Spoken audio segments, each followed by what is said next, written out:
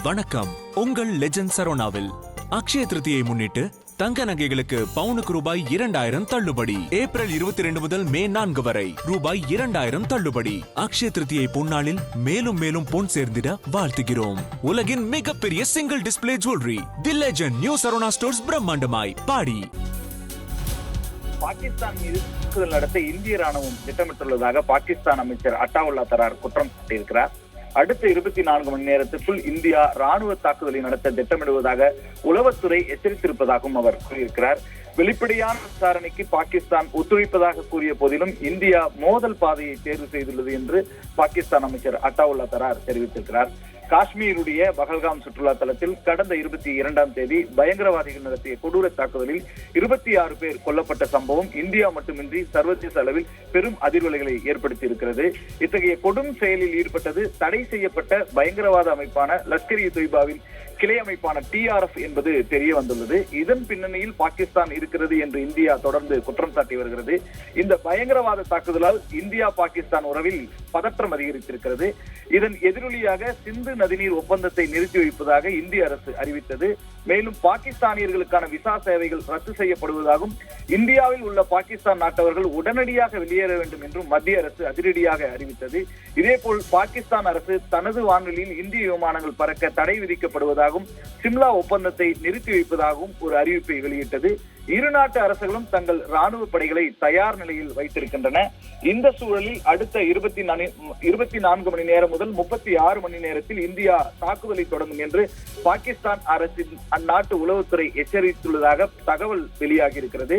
பாகிஸ்தான் தகவல் தொடர்புத்துறை அமைச்சர் அட்டாவுல்லா தரார் இதை உறுதிப்படுத்தியிருக்கிறார். பகல்காமில் சமீபத்தில் நடந்த பயங்கரவாத தாக்குதலில் பாகிஸ்தானின் தொடர்பு குறித்து ஆதாரமற்ற மற்றும் ஜோடிக்கப்பட்ட குற்றச்சாட்டுகளின் அடிப்படையில் பாகிஸ்தானுக்கு எதிராக ராணுவ நடவடிக்கை எடுக்க இந்திய அரசு தயாராகி வருவதாக அவர் குற்றம் சாட்டியிருக்கிறார். ஏற்கனவே பாகிஸ்தான் பயங்கரவாதத்தால் பாதிக்கப்பட்ட ஒரு நாடாக இருந்து வருகிறது என்றும் பயங்கரவாதத்தின் அனைத்து வடிவங்களையும் பாகிஸ்தான் எப்போதும் கண்டித்து வருகிறது என்றும் அட்டாவுல்லா தரார் தெரிவித்திருக்கிறார்.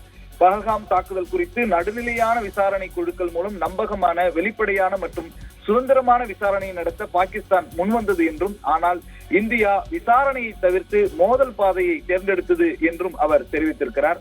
இந்தியாவின் எந்த ஒரு ராணுவ நடவடிக்கைக்கும் உறுதியாகவும் தீர்க்கமாகவும் பதிலளிக்கப்படும் என்றும், இதனால் ஏற்படும் விளைவுகளுடைய பொறுப்பு இந்தியாவையே சேரும் என்றும் பாகிஸ்தானுடைய தகவல் தொடர்புத்துறை அமைச்சர் அட்டாவுல்லா தரார் தெரிவித்திருக்கிறார்.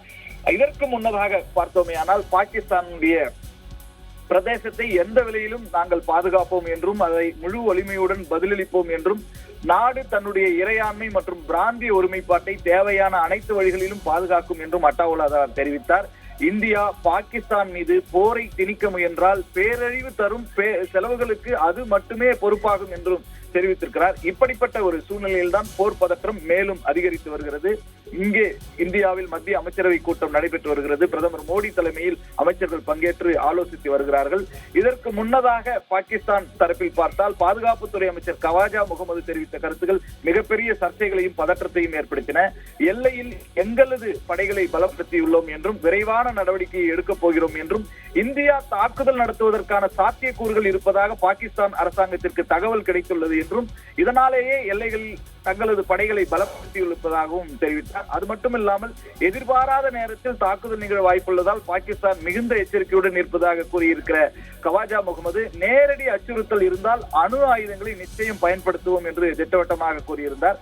இந்த விவகாரம் மிகப்பெரிய பதற்றத்தை ஏற்படுத்திய நிலையில் தற்போது அடுத்த 24 மணி நேரத்திலிருந்து 36 மணி நேரத்துக்குள் இந்தியா ராணுவ தாக்குதலை நடத்த திட்டமிடுவதாக பாகிஸ்தான் உளவுத்துறை எச்சரித்திருப்பதாகவும், வெளிப்படையான விசாரணைக்கு பாகிஸ்தான் ஒத்துழைப்பதாக கூறிய போதிலும் இந்தியா மோதல் பாதையை தேர்வு செய்துள்ளது என்றும் அட்டாவுல்லா தரார் குற்றம் சாட்டியிருக்கிறார்.